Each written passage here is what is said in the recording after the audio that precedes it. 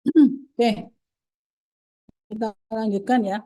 Nggak tahu tadi jadinya tiba-tiba mati. Jadi tadi ada asam lemak, ada eh, asam amino juga ya. Jadi asam amino tadi bisa berubah menjadi modifikasi, ya dimodifikasi menghasilkan epinefrin, atau bisa juga dirubah menjadi tiga asam amino yang kita sebut sebagai tripeptida hormon, yaitu TRH. Uh, ada juga asam lemak ya, asam lemak gugusnya khas ya, COOH ini. Ini ada yang bisa menghasilkan retinoid, ini adalah golongan vitamin A. Jadi vitamin A ini juga masuk ke dalam hormon ya, akhirnya. Dan begitu juga dengan eukosanoid, eukatnya paragreen. Cuman eukosanoid seperti tromboksan itu ternyata dia bisa masuk ke dalam darah dan dapat menyebabkan aktivasi dari blood clotting atau koagulasi sehingga dia masuk dalam endokrin juga. Jadi setiap kali kita bicara tentang hmm, metabolisme, kita selalu harus ngomong ADME, absorpsi, distribusi, metabolisme, dan ekspresi. Kalau hormon, kita nggak ngomong ADME, tapi ngomongnya adalah production, distribution, metabolism, and expression. Expressionnya dalam bentuk penghentian ya, jadi penghentian aktivitas. Jadi kita akan ngomong produksi dari mana hormon itu diproduksi, bagaimana hormon tersebut didistribusikan di dalam tubuh kita, apakah dia memiliki hormon pengikat, kalau ada hormon pengikat dia itu apa yang kita sebut sebagai transfer proteinnya apa, terus kemudian kalau dia di metabolisme, di dipecah atau dibuang nanti caranya bagaimana. Bisa saja dia di metabolisme terus langsung dibuang. Contohnya pada kalsitroik asid dia di metabolisme, vitamin D di metabolisme terus dibuang atau secara hormon tidak langsung dibuang. Contohnya kortisol. Kortisol itu tidak di metabolisme langsung dibuang. Ada juga yang kemudian diinaktivasi dulu ya. Jadi vitamin D itu diinaktivasi dulu jadi 24-25. OHD baru kemudian dia ditambahi OH-OH lain sampai jadi kalsitroik asid baru dibuang. Atau bisa juga dia diaktifkan ya, jadi dia keluar dalam bentuk prohormon dan baru aktif sebagai hormon setelah dipecah oleh jaringan. Atau bisa juga terjadi perubahan perubahan di dalam plasma sehingga kemudian menimbulkan respon pada sel-sel yang memiliki reseptor hormon tersebut. Jadi hormon yang harus kalian kuasai pada dasarnya adalah hormon yang all hormone secreting tissue, adrenal, endokrin, pankreas. Jadi pankreas itu ada eksokrinnya ya. Kemudian gonad, ginjal, pineal, timus, paratiroid, intestine, heart, skin, and adipose. Jadi yang tidak ditunjukkan itu timusnya nggak ada sih timus satu. And not shown. Oh, dan yang tidak ditunjukkan adalah paratiroid hormone. Jadi paratiroid digambarkan sendiri terpisah karena posisinya di belakang dan intestin ini sebenarnya ada hormonnya ya, tapi hormonnya kita sebut sebagai hormon yang dilepaskan oleh sel-sel dari intestin karena sebenarnya intestin sendiri fungsinya bukan endokrin. Kemudian jantung juga menghasilkan hormon yang kita sebut sebagai atrial natriuretic peptide. Kemudian kulit menghasilkan hormon yaitu vitamin D. Kemudian adipocyte tisu menghasilkan leptin, grelin, dan adiponektin. Jadi secara endokrin kamu bisa lihat bahwa jaringan hipotalamus akan menghasilkan ADH oksitosin ya. Jadi ADH dan oksitosin itu sebenarnya adalah hormon dari hipotalamus tapi dilepaskan melalui hipofise posterior. Karena sebenarnya hipofise posterior itu adalah berisi akson dari nukleus hipotalamus. Kemudian TRH, CRH, GNRH, dan GHRH dan GNRH serta somatostatin itu juga dilepaskan oleh hipotalamus. Jadi nanti kalian harus belajar hipotalamus itu menghasilkan hormon apa saja, oleh nukleus apa saja, dan berperan pada proses apa saja. Ini penting pada saat kita belajar hipotalamus pituitari organ atau target aksis. Terus kemudian ada pituitary. Kalau pituitary itu, jadi kamu bisa lihat ya, pituitary posterior melepaskan ADH dan oksitosin, hipotalamus melepaskan ADH dan oksitosin karena memang dari tadi jadi hipotalamus itu meneruskan aksonnya sampai ke pituitary posterior. Kemudian kalau anterior menghasilkan ACTH. MSH ini sebenarnya pemecahan dari ACTH. Jadi ACTH itu dalam produksinya dia menghasilkan yang namanya menghasilkan protein panjang namanya proopiomelanokortin. Nah, proopiomelanokortin ini dipecah. Nah, ketika dipecah dia menghasilkan MSH dan ACTH. Nah, jadi pasti akan menghasilkan perubahan dari melatonin stimulating hormone. Terus kemudian pineal, kelenjar pineal akan menghasilkan melatonin, kelenjar paratiroid menghasilkan paratiroid, kelenjar tiroid menghasilkan tiroid dan kalsitonin.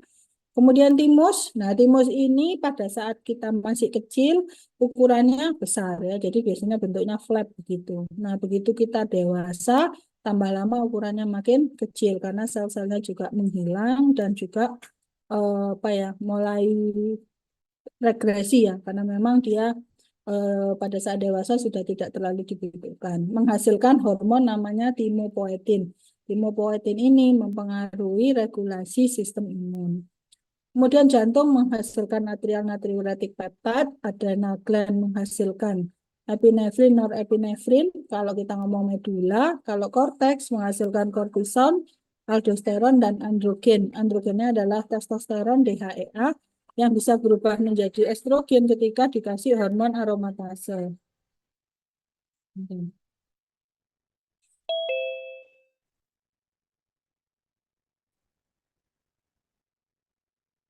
Hormon aromatase. Terus ginjal itu juga termasuk endokrin karena menghasilkan eritropoetin, merubah 25 vitamin D menjadi 1,25 vitamin D2 D3 apa OHD2 salah OH2D3 sorry ya.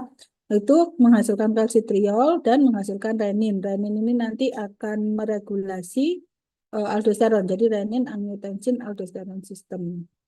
Kemudian kelenjar lemak akan menghasilkan leptin. Masih ada juga ya adipokenin atau adiponektin sama grelin. Itu juga bisa dihasilkan dari lemak. Kemudian pankreas menghasilkan insulin, glukagon, somatostatin, dan pankreatik polipeptide. Cuman masalahnya sampai sekarang kita nggak tahu apa fungsi dari pankreatik polipeptide. Kemudian kalau digestive tract itu menghasilkan banyak ya. Ada menghasilkan gastrin, gastrin itu dari gaster, meregulasi sekresi dari asam lambung. Sekretin itu menghasilkan bahan yang bisa meningkatkan eh, asase usus dan juga meningkatkan kemampuan dari usus untuk melaksanakan fungsinya. Motilin itu menyebabkan aktivitas CCK, kolesistokin menyebabkan kontraksi di bile and pankreas dan GIP. Ini yang untuk meregulasi metabolisme glukosa. Terus kemudian juga ada di ovarium sama testis akan menghasilkan testosteron dan estrogen progesteron. Jadi gambarnya seperti ini itu ya cerita masing-masing. Terus kalau kita ngomong di hipofise nanti akan dikuliahkan sendiri oleh Dr. Dini ada sel-selnya dan bagaimana dia diregulasi. Saya skip saja karena nanti akan diajarkan Dr. Dini. Jadi kita sudah tahu apa itu hormon, bagaimana hormon itu diproduksi, bagaimana hormon itu akan dilepaskan, dan bagaimana hormon tersebut dapat berpengaruh dan bagaimana mereka mempengaruhi di jaringan tempat yang lain. Nah, bagaimana hormon itu bisa bekerja, mekanismenya seperti apa. Jadi misalnya insulin meningkatkan kadar glukosa, menurunkan kadar glukosa darah. Caranya ya apa? Ternyata insulin nempel dengan insulin reseptor dan seterusnya. Itu yang akan kita bahas di sini ya. Jadi yang pertama kita akan mengenal dengan istilah signal transduksi. Jadi transduksi itu sinyal itu pergerakan transduksi itu pergerakan dari satu tempat ke tempat lain jadi merambat begitu. Nah, ketika kita ngomong signal transduksi, ada beberapa hal yang harus kalian kuasai. Yang pertama adalah reseptor hormon interaction, jadi bagaimana ikatan antara hormon dengan reseptor, kemudian signaling biologis, dan kemudian efek, konsep efek. Yang pertama agonis, yang kedua antagonis, dan sensitizer. Kalau agonis dia sama, antagonis berarti dia berlawanan, sensitizer itu tidak tidak antagonis juga bukan agonis bekerja, jadi lebih sensitif begitu, meningkatkan aktivitas dari hormon. Terus kita kemudian juga kalian belajar hormon kinetics dan hormon dynamics. Kalau hormon dynamics itu feedback positif maupun feedback negatif. Yang pertama adalah bahwa reseptor itu merupakan tempat ikatan dari ligan. Ligannya itu adalah si hormon. Jadi hormon itu sebagai ligan. Ketika ketika hormon itu dalam bentuk bebas, maka dia bisa mengikat ligan. Tapi kalau hormon itu tidak dalam bentuk bebas atau dalam bentuk bound, jadi diikat oleh transport protein, maka dia tidak bisa mengikat reseptor. Karena nggak bisa mengikat reseptor, ya tidak timbul efek.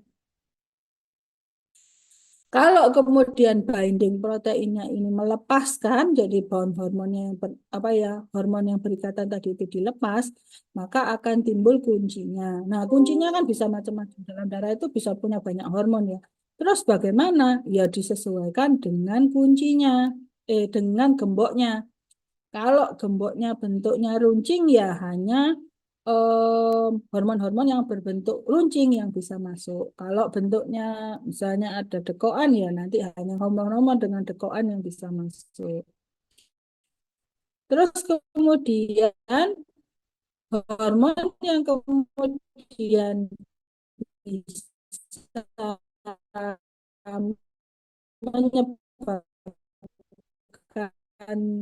aktivitas yang mirip itu kalau dia, jadi walaupun dia hormon related protein PTHRP. Nah, PTHRP ini dihasilkan oleh banyak sel-sel kanker dan juga beberapa organ kita juga menghasilkan PTHRP. Nah, PTHRP itu mirip dengan paratiroid tapi bukan paratiroid. Jadi dia memiliki struktur yang mirip tapi mampu menginduksi efek dari paratiroid. Itu adalah kemiripan struktur seperti pada hormon C yang kuncinya mungkin tidak sama persis, tapi activation site-nya dia miliki. Jadi karena activation site-nya dia miliki, maka walaupun kuncinya nggak bodoh persis, tetap terjadi efek. Jadi kalau misalnya ada hormon di dalam darah, hormon itu hanya bisa bergerak kalau dia punya reseptor dan reseptornya harus bisa menerima ligannya. Nah, reseptornya tadi ya ada yang lock and key. Nek lock and key ku wis kudu ngono, nek gak ngono ndak bisa. Yang kedua adalah yang induced, yang dia bisa menyesuaikan dirinya agar bisa menerima hormon. Jadi kalau sebuah sel hanya memiliki reseptor untuk hormon A, maka ya hanya hormon A yang bisa nempel. Kalau misalnya ada sel memiliki reseptor untuk hormon B dan A, ya dia bisa bekerja hormon A dan B juga bisa bekerja di sel tersebut. Kalau hanya punya hormon B dok, ya enggak bisa. Dia hanya bisa hormon B saja. Itu pertama ya. Jadi dia itu sifatnya spesifik, sensitif dan spesifik. Jadi kita nggak akan si hormon itu nggak akan bisa nempel pada reseptor kalau reseptornya nggak sensitif dan nggak spesifik. Setelah itu ada proses yang namanya ikatan dengan reseptor. Jadi kalau dia sudah berikatan, maka kita menyebutnya sebagai afinitas. Semakin kuat afinitasnya, semakin kuat dia nempel, maka semakin cepat dia bekerja, semakin lama dia bekerja, efeknya pun menjadi lebih lebih nampak gitu ya. Jadi kalau kamu bisa lihat bahwa hormon A sama hormon B, maka bisa dikatakan bahwa afinitas hijau. Karena warna merah sama warna hijau beda, maka ikatan reseptor warna merah lebih kuat daripada ikatan reseptor warna hijau.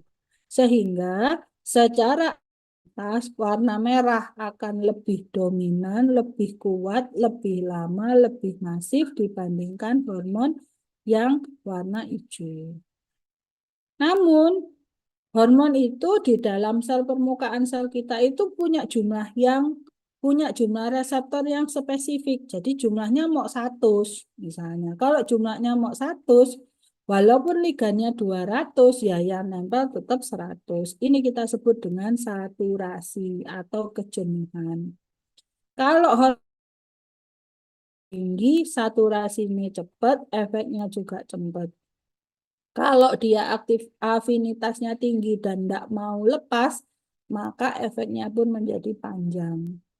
Kalau misalnya dia afinitasnya tinggi dan kekuatan ikatannya pendek, jadi kemampuan dia mengikati cuma sebentar, maka kemudian efeknya pun cepat, tapi cepat hilang, cepat mari. Gitu ya.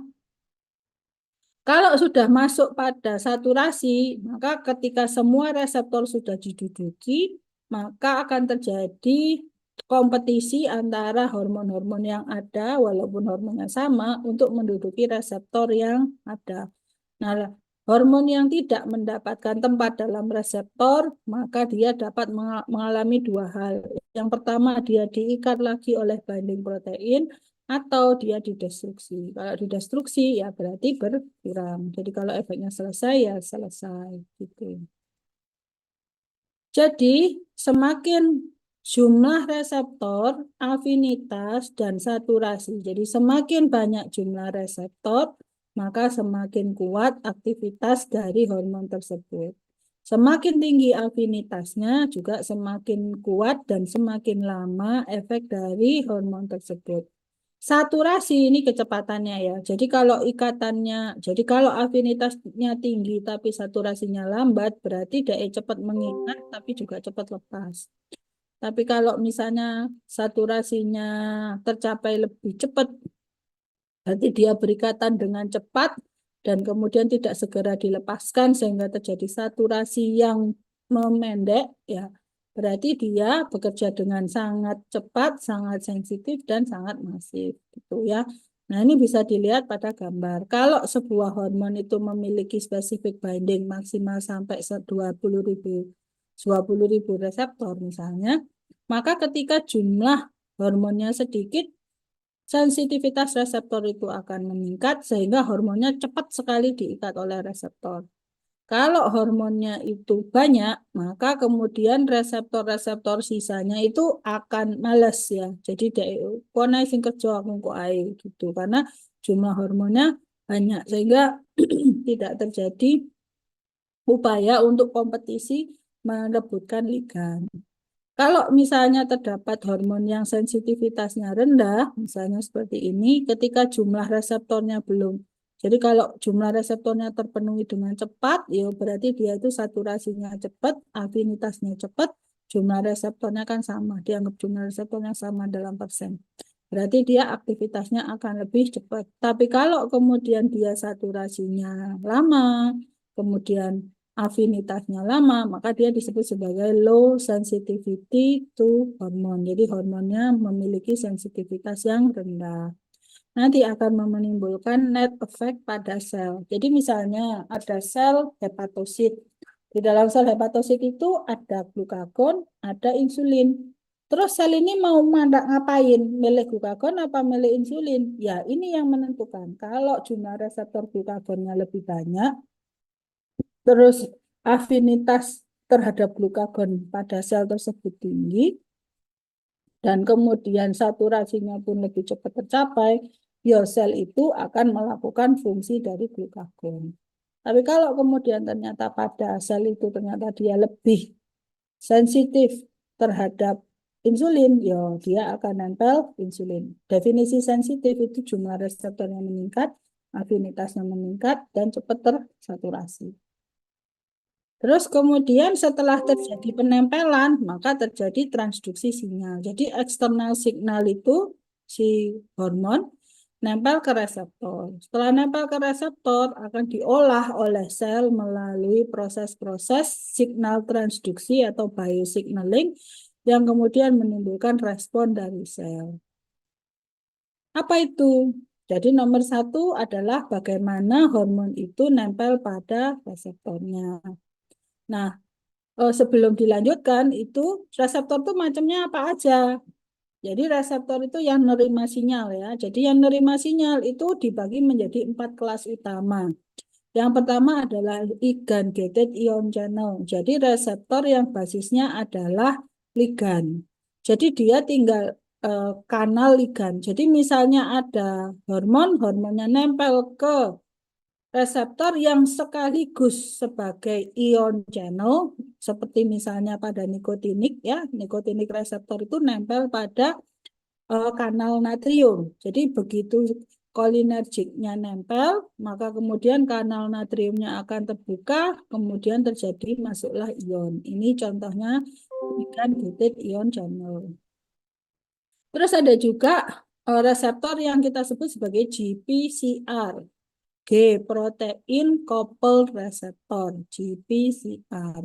Nah, GPCR ini adalah reseptor yang paling common ya. Jadi paling banyak di dalam tubuh kita itu yang berbasis GPCR. Jadi protein G ini kemudian akan mengaktifkan apa namanya? Berbagai mekanisme, terus kemudian timbul fosforalisasi protein, timbul efek intraseluler. GPCR itu bisa yang nempel melalui rantai alfa, rantai beta, atau rantai gamma. Jadi nanti GPCR itu macam-macam tipenya. Hanya saja ya paling gampang dia melalui protein G. Nah, protein G kemudian menginduksi signal transduksi. Contohnya pada reseptor alfa, alfa reseptor pada pembuluh darah dan beta reseptor pada pembuluh darah. Ini adalah reseptor-reseptor untuk saraf simpatis. Jadi kalau terjadi pelepasan epinefrin di dalam darah, maka kemudian dapat menempel pada reseptor alfa atau reseptor beta, ya beta reseptor atau beta beta adrenergik ya kita sebutnya sama alfa adrenergik. Nah, ini nanti akan mengaktifkan protein G dan menginduksi signal transduksi.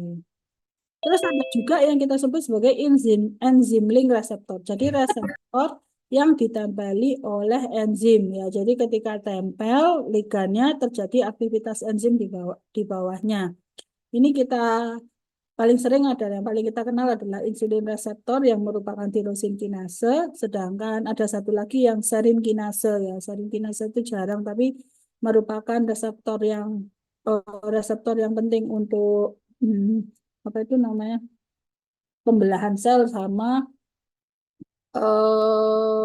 tirosin kinase itu serin kinase itu untuk pembelahan sel sama fungsi otak biasanya.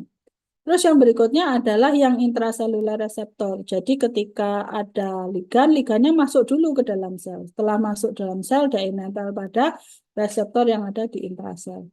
A, B, dan C ini termasuk reseptor transmembranan. Kalau D itu termasuk reseptor intraseluler.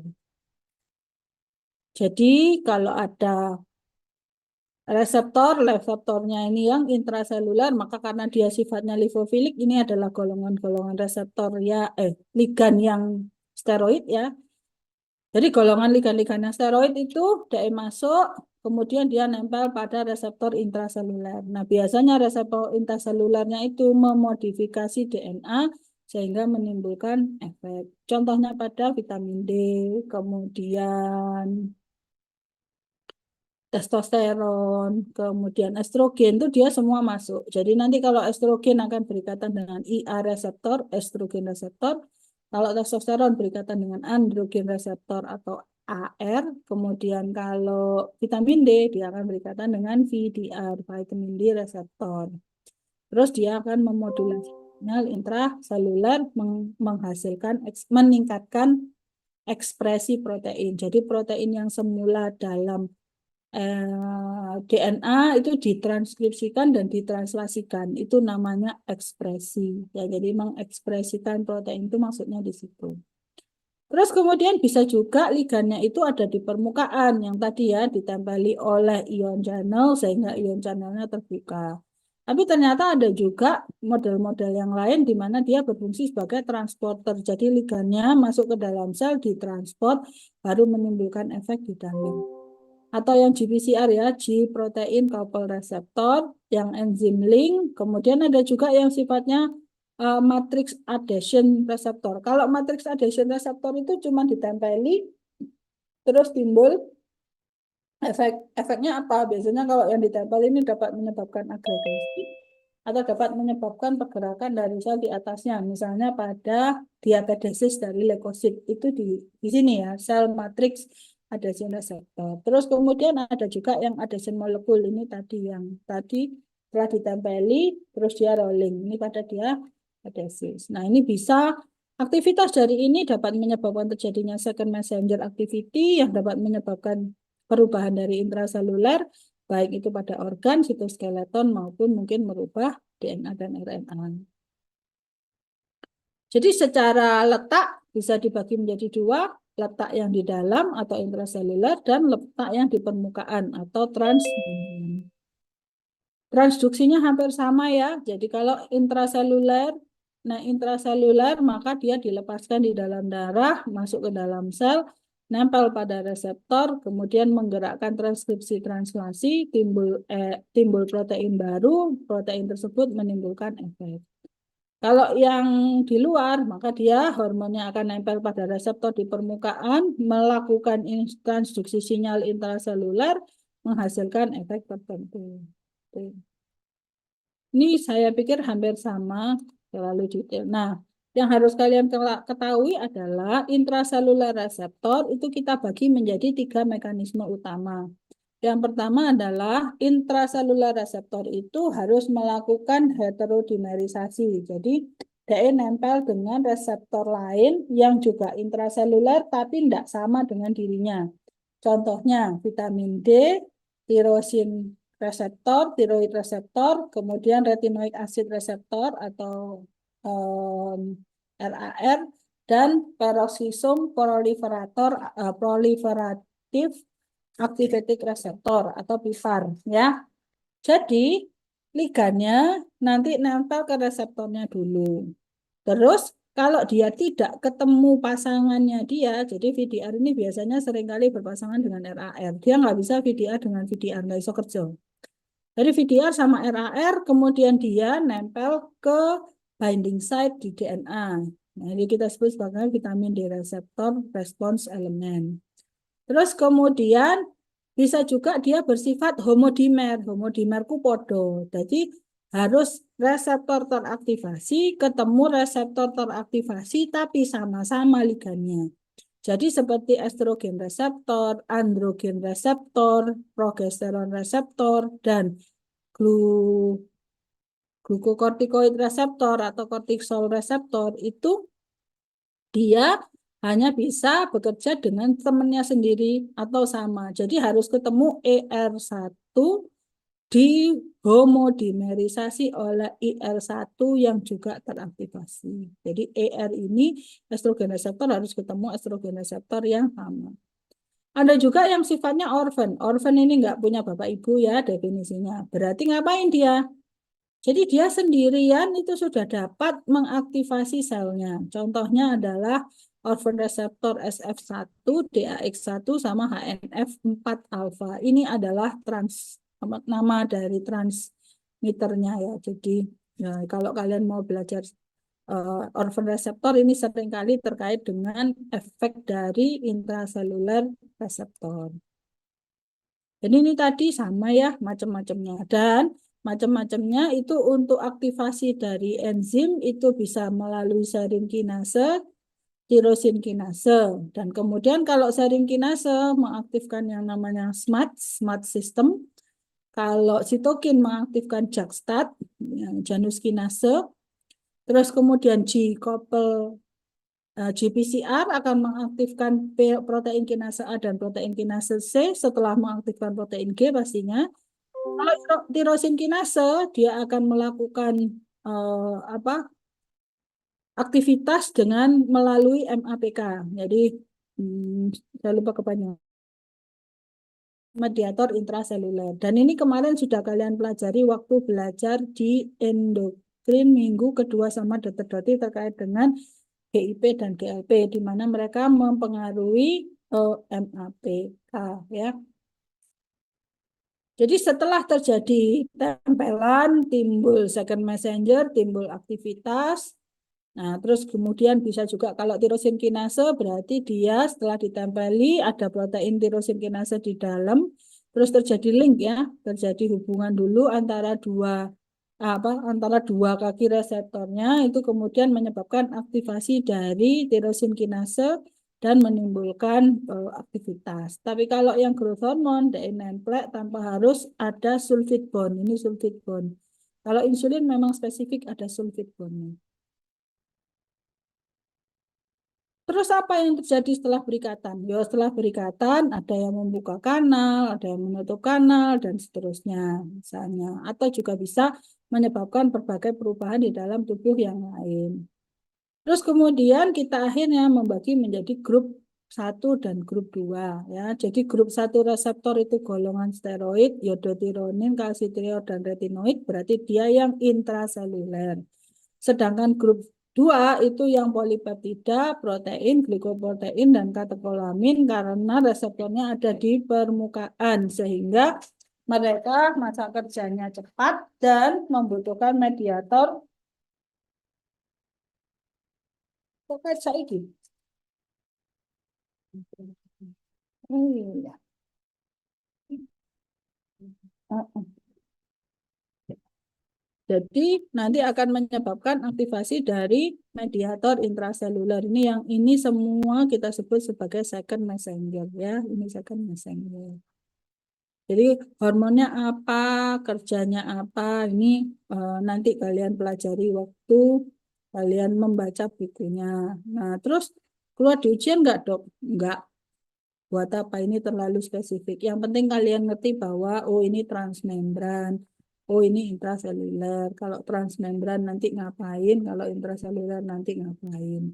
Sedangkan hormon-hormon ini nanti kalau kamu mau belajar ya belajar roh terutama karena dia digunakan untuk pas nanti kamu belajar di patofisiologi, di patologi EMN. Nah, setelah diterima sinyalnya diamplifikasi, digedein. Jadi misalnya, bagaimana kok bisa dibesarkan atau bisa teramplifikasi? Kan cuma satu ligannya. Jadi ligan berikatan dengan satu reseptor. Itu masih satu molekul aja. Tapi begitu terjadi aktivasi dari protein G, maka molekulnya pun berubah menjadi 10 pangkat 2. Ketika terjadi aktivasi dari ATP menjadi siklik AMP menjadi 10 pangkat 4 dan seterusnya, sehingga responnya menjadi 10 pangkat 6 untuk mengaktifkan glikogen fosforilase. Sehingga kemudian terjadi perubahan dari glikogen menjadi glukosa 1 fosfat. Ini contohnya glukagon ya, jadi epinefrin. Dari epinefrin dan glukagon itu hampir sama, bukan hampir sama, punya efek untuk mengendalikan kadar glukosa. Jadi ketika terjadi awalan itu cuma satu, tapi di bawahnya jadi banyak karena masing-masing ini menimbulkan efek yang memperkuat efek di atasnya. Ini kita sebut sebagai proses amplifikasi. Jadi hormon itu tidak perlu dalam jumlah yang banyak, cukup sedikit aja karena diamplifikasi sampai dari 1 jadi 10 pangkat 6, maka aktivitasnya pun menjadi cepat dan nyata. Terus kemudian second messenger ada berapa? Banyak. Yang paling penting, yang paling common itu kalsium. Dan kalsium ini harus kalian kuasai. Kenapa? Karena kalsium itu berperan pada banyak hal. Jadi dia berfungsi sebagai second messenger, mempengaruhi blood clotting. Jadi karena faktor pembekuan itu kalsium itu nomor 2 ya. Faktor pembekuan 4, nomor 2 itu tromboksa sebelum fibrinogen, fibrinogen itu ya jadi situ ya. Jadi kalsium itu nomor 4. Jadi faktor pembekuan nomor 4 itu kalsium. Terus kemudian kalsium meregulasi fungsi tubuh yang lain terkait dengan kontraksi otot dan sebagainya. Sehingga pemahaman kalian pakai kalsium sebagai ion, kalsium sebagai second messenger itu penting. Jadi kalau kalsium di luar banyak, terus kemudian masuk ke dalam sel, maka dia bisa mengaktifkan atau bisa berfungsi sebagai second messenger. Oleh sebab itu kalsium kalau di dalam sel terus disimpan, ditarik masuk ke dalam retikulum endoplasma.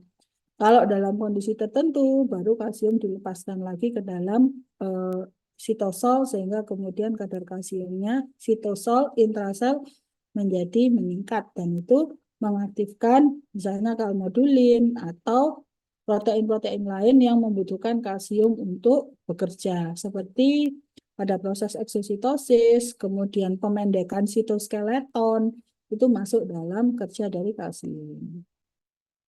Terus berikutnya ada second messenger berikutnya yaitu siklik AMP atau siklik GMP. Ya. Jadi siklik AMP berarti adenosin monofosfat, kalau GMP berarti guanosin monofosfat. Adenosin maupun guanosin itu hampir sama efeknya, cuman bedanya pada reseptor dan ligannya. Jadi ada beberapa reseptor dan ligan yang menggunakan siklik AMP, ada yang menggunakan siklik GMP, tapi semua mesti GPCR. Jadi G protein transfer G protein related reseptor. Terus ada juga second messenger yang kita sebut sebagai DAG, PKC, dan IP3, yaitu diasilgliserol yang merupakan turunan dari lemak. Inositol fosfat 3 itu juga merupakan turunan dari lemak. Kalau protein kinase C itu adalah enzim. Ya. Jadi ada beberapa hormon itu ketika dia masuk dapat menyebabkan aktivasi dari IP3, pelepasan dari inositol fosfat 3 yang terus membuka kanal kalsium. Ini yang tadi saya sebutkan, karena kalsium kalau kalsiumnya terlalu banyak maka dia dimasukkan ke dalam tempat menyimpan kalsium intrasel yaitu retikulum endoplasma, dan ini dikendalikan oleh reseptor. Ada reseptor kanal yang dikendalikan oleh intraseluler signaling gitu ya. Terus bisa juga dari asam arak jadi dari DAG menyebabkan aktivitas dari fosfolipasa A2 yang meningkatkan asam arakidonat dan menimbulkan efek begitu ya. Jadi intracellular signaling itu bisa berbasis kalsium, bisa berbasis siklik AMP atau siklik GMP, atau bisa juga berbasis DAG, PKC, IP3. Terus bisa juga tadi ya ini fosfolipase sudah. Jadi transduksinya bisa caranya tadi melalui siklik AMP mengaktifkan protein kinase A. Atau bisa juga dari IP3 yang mengaktifkan kalsium, meningkatkan kadar kalsium dan kalsium menjadi second messenger. Atau bisa juga dari diasilgliserol mengaktifkan protein kinase C. Jadi siklik AMP ke protein kinase A, kalau DAG mengaktifkan protein kinase C. Kalau tirosin kinase itu bisa macam-macam, bisa mengaktifkan MAPK atau yang lain. Kalau JAK-STAT itu biasanya untuk pertumbuhan dan bisa juga dia bekerja pada hormon respons elemen di DNA. Jadi ini kalau intraseluler. Terus ada modulasinya. Bagaimana cara modulasinya? Jadi dari signal menimbulkan efek, menyebabkan resolution signal menimbulkan aktivitas dari target protein. Jadi kita bisa mengendalikan struktur intraselulernya atau bisa mengendalikan ikatan dengan reseptornya ya, atau kita juga bisa memodulasi jumlah second messenger-nya baru menimbulkan efek. Jadi sel-sel itu hormon itu bisa memberikan efek yang sama atau efek yang berlawanan. Kalau yang sama berarti begitu dia nempel maka timbul respon. Kalau yang berkebalikan berarti begitu dia nempel timbul penghentian efek. Itu bisa jadi definisi dari agonis dan antagonis. Tapi juga bisa beda, misalnya pada insulin dan glukagon. Insulin meningkatkan insulin menurunkan glukosa, glukagon meningkatkan glukosa. Berarti insulin antagonisnya adalah glukagon, gitu ya. Itu juga bisa menjadi konsep dari agonis dan antagonis. Jadi agonis itu adalah sama efeknya, kalau antagonis berlawanan. Ini kalau kamu ngomong, terutama kalau misalnya kamu belajar tentang obat dan EDC ya. Jadi kemarin kita belajar tentang endokrin disruptor. Terus modulasi bisa dilakukan oleh modulasi sinyal. Ya, jadi kita bisa menurunkan jumlah reseptornya atau kita bisa menghambat reseptornya. Bisa juga kita merubah aktivitas dari hormon melalui kadar dari modulatornya. Jadi bisa saja kadar hormonnya banyak, terus berarti kita butuh banyak misalnya. Tapi kalau kemudian kita tidak butuh banyak, maka diaktifkan reseptor blokernya. Jadi yang menghambat reseptor tersebut. Modulasi juga bisa dilakukan dengan meningkatkan jumlah reseptor atau menurunkan jumlah reseptor. Kalau meningkatkan jumlah reseptor kita sebut sebagai upregulation, dan kalau menurunkan jumlah reseptor kita sebut sebagai downregulation. Terus juga ada modifikasi signal itu berbasis reseptor. Misalnya reseptor alfa, kalau berikatan dengan epinefrin, maka dia terjadi vasokonstriksi. Tapi kalau epinefrin berikatan dengan beta reseptor, justru terjadi vasodilatasi. Ini juga kita sebut sebagai modifikasi. Tapi modifikasi berbasis kerja hormon dan reseptor. Jadi misalnya epinefrin punya dua reseptor. Nah, di sel itu memiliki yang alfa, maka efek dari epinefrin di sel tersebut adalah vasokonstriksi. Tapi kalau kemudian sel tersebut memiliki banyak beta, misalnya, maka efek tersebut adalah vasodilatasi, seperti itu. Terus juga bisa melalui klasifikasi modifikasi efek atau modifikasi dari aktivitas itu juga bisa terkait dengan aktivitas reseptornya ya. Jadi bisa saja yang ditempeli misalnya hormon kortisol. Dia bisa nempel ke glukokortikoid reseptor, bisa juga nempel ke mineralokortikoid reseptor. Kalau dia nempel ke mineralokortikoid reseptor, maka dia akan nempel pada mineralokortikoid response element atau MRE. Efeknya agonis, jadi timbul efek yang sama atau terjadi peningkatan efek terhadap pemberian kortisol. Contohnya apa? Ya tadi ya kortisol. Contohnya pada kalau ada aldosteron. Jadi kalau aldosteron dia akan nempel ke mineralokortikoid, nempel ke MRE, kemudian menimbulkan agonis. Menimbulkan efek terkait dengan fungsi mineralokortikoid yaitu menarik natrium. Jadi kortisol kalau nempel ke mineralokortikoid dapat menyebabkan aktivitas aldosteron lebih dominan karena kebetulan dia sifatnya adalah agonis, menstimulasi reseptor tersebut. Kalau antagonis berarti menghentikan reseptor tersebut. Kalau parsial agonis ragu-ragu, jadi kadang ngurup, kadang mati. Terus kadang-kadang kalau mati pun seperti gak niat, kalau ngurup pun juga gak niat gitu ya.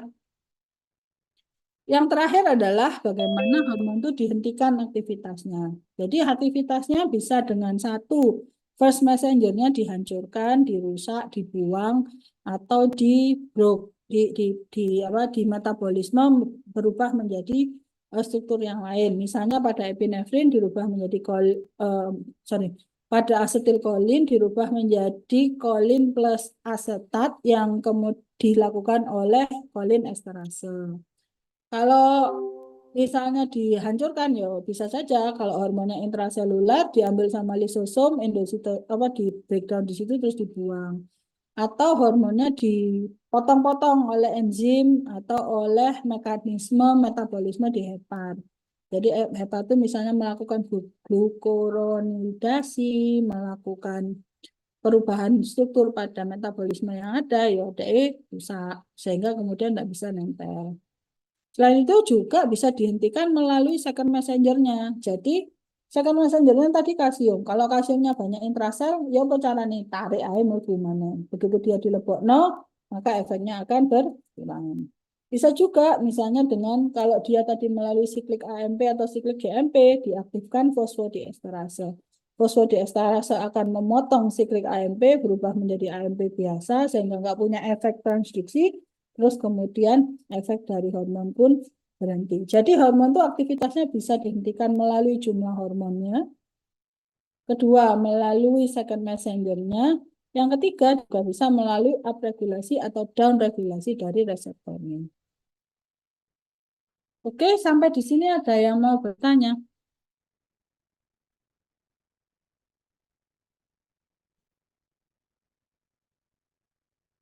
Kalau belum ada, saya lanjutkan dengan dynamics hormon. Jadi hormon itu kita memiliki dinamika hormon. Nah, dinamika hormon ini kita sebut sebagai bagaimana hormon tersebut meregulasi atau diregulasi oleh bahan lain sehingga efeknya nggak berlebihan tapi juga efeknya nggak sedikit. Jadi jangan sampai tidak punya efek atau kemudian malah terjadi efek yang berlebihan. Secara kendali hormon itu kita bagi menjadi dua. Yang pertama dikendalikan secara otak atau kita sebut sebagai CNS regulated. Kalau CNS regulated kita sebut sebagai dependent hipotalamus pituitary. Kenapa? Karena hipotalamus itu ada di otak sehingga kita sebut sebagai CNS dependent. Yang satunya adalah yang freestanding atau dipengaruhi oleh kadar bahan di dalam darah. Kita kenal dengan istilah independent or substrate atau signal regulated atau freestanding. Freestanding hormon ini banyak. Contohnya kayak grelin itu juga freestanding hormon. Kemudian insulin, glukagon itu juga freestanding hormon. Paratiroid itu juga freestanding hormon. Yang termasuk di dalam PTH, hipotalamus pituitary dependent atau CNS regulated ya yang hanya dikeluarkan oleh CNS. Jadi yang dikeluarkan oleh hipotalamus pituitary dan mempengaruhi organ di bawahnya. Berarti tiroid, adrenal, gonad. Sama hipotalamusnya sendiri serta hipofisis posterior. Wes itu aja, lainnya enggak. Sebenarnya hipofisis posterior itu pun juga termasuk freestanding hormon seperti ADH dan oksitosin. Kalau oksitosin itu tidak punya feedback negatif ya, karena oksitosin itu menyebabkan pelepasan susu. Jadi tidak ada penarikannya. Kalau ADH itu dikendalikan melalui kadar air di dalam darah. Jadi kalau kadar air dalam darah kita rendah, maka akan terjadi peningkatan osmolaritas. Kalau osmolaritasnya meningkat, kadar airnya berkurang, maka kemudian air di dalam urin akan ditarik sehingga kemudian jumlah air di dalam darah akan meningkat sehingga kemudian osmolaritasnya pun menurun. Jadi kalau dia adalah hormon yang dikendalikan oleh CNS, maka kita akan mengenal negatif feedback sama positif feedback. Kalau negatif feedback adalah ketika sudah ada efek, ya ada efek pada jaringan, terus kemudian ternyata efek ini sudah cukup, maka akan terjadi perubahan dari kadar testosteronnya. Kalau sudah terjadi perubahan dari kadar testosteron atau misalnya ya kadar hormon, atau dalam hal ini misalnya testosteron, bisa juga tiroid, bisa juga adrenal. Nah, itu akan menimbulkan hambatan negatif. Jadi hambatan negatif itu artinya menghambat pembentukan dari hormon-hormon yang dihasilkan dari pituitari anterior. Misalnya tadi testosteron berarti menghambat FSH dan LH gitu ya. Terus ada juga yang long loops. Jadi dia menghambat long loop ya. Jadi dari daerah target ke otak. Nah, ini kita sebut sebagai long loops. Tapi kalau dari otak ke otak, jadi hipotalamus ke pituitari anterior itu kan sama-sama di otaknya. Dan pendek ya, dalam artian jaraknya pendek, maka kita sebut sebagai short loop. Jadi feedback dari pituitari anterior ke hipotalamus kita sebut short. Feedback dari target organ dan hormon perifer ke otak hipotalamus maupun pituitari kita sebut sebagai long feedback. Jadi sifatnya dia menurunkan. Jadi karena ini banyak, terus ini turun, akhirnya dia turun. Efeknya pun akan berkurang. Kalau feedback positif ya apa? Kalau feedback positif ya sesuatu menyebabkan peningkatan dari hormon yang berikutnya. Jadi misalnya hipotalamus CRH, maka menyebabkan pelepasan ACTH, ACTH-nya meningkat. ACTH akan pergi ke korteks adrenal, maka menyebabkan kadar kortisol meningkat. Kalau kadar kortisol meningkat, menimbulkan efek. Beberapa hormon seperti estrogen itu bisa memberikan feedback positif pada anterior pituitary untuk merangsang pelepasan LH yang kemudian kita sebut dengan LH surge. Ini yang kemudian menjadi dasar mengapa perempuan itu bisa ovulasi dan bisa mengalami perubahan siklus menstruasi. Jadi ini Untuk feedback yang seperti ini, yang positif biru ini hanya terjadi pada estrogen saja. Selain estrogen tidak ada. Selain itu juga bisa melalui saraf ya. Jadi saraf dari hipotalamus itu kan dia di posisinya di sini ya, pas di belakangnya ini kita, apa di belakangnya apa telinga apa kok telinga hidung kita ya, di pas di belakang sini. Makanya kalau ada orang dengan trauma di sini basis krani, ya jadi kalau ada orang dengan trauma di daerah kepala sampai mari ngono kene metu metu seperti item-itemnya di matanya itu kita sebut sebagai rakun eye, itu seringkali mengalami gangguan di daerah sini. Jadi kadang-kadang kemudian terjadi apa namanya gangguan pada hipotalamus pituitarinya gitu ya. Jadi kadang-kadang terus mengalami gangguan hormon-hormon yang terkait dengan hipotalamus pituitari. Jadi regulasi yang pertama adalah dia mengendalikan dari hipotalamus. Terus bisa juga melalui pituitari. Bisa juga dikendalikan dari saraf. Jadi saraf itu bisa ada yang langsung menuju ke medula adrenal. Ya, oleh sebab itu pada orang-orang tertentu, pada orang-orang yang stres, ketika otaknya lagi penuh, justru dapat menyebabkan terjadinya peningkatan dari medula adrenal, aktivitas dari medula adrenal yang kemudian dapat menyebabkan pelepasan epinefrin dan juga pelepasan kortisol. Ini yang kita sebut sebagai stres hormon. Jadi ketika kita itu otak kita itu capek, misalnya ada banyak banyak hal yang berpengaruh, misalnya maka kemudian terjadi pelepasan dari neurochemicalnya itu kemudian menyebabkan aktivasi dari kelenjar endokrin itu juga bisa terjadi regulasi dari sistem saraf. Selain itu juga bisa melalui sistem saraf pusat yang kemudian ketemu autonomik ganglia. Ini biasanya pada sistem simpatis ya. Kemudian mempengaruhi kelenjar endokrin yang memiliki apa ya? Memiliki ujung-ujung serabut saraf dari eh, apa neuron tersebut. Jadi kalau dia tidak punya ujung-ujung saraf dari neuron ini ya tidak dipengaruhi. Tapi yang paling sering itu adalah aktivitas dari otak yang berpengaruh kepada medula adrenal dan kelenjar endokrin. Yang paling sering terpengaruh ini terkait dengan saraf itu pankreas, itu juga bisa. Jadi pankreas itu juga dipengaruhi oleh ini aktivitas autonomi ganglia.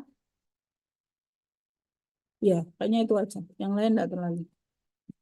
Oke, itu dari saya untuk kuliah pertama. Ada pertanyaan?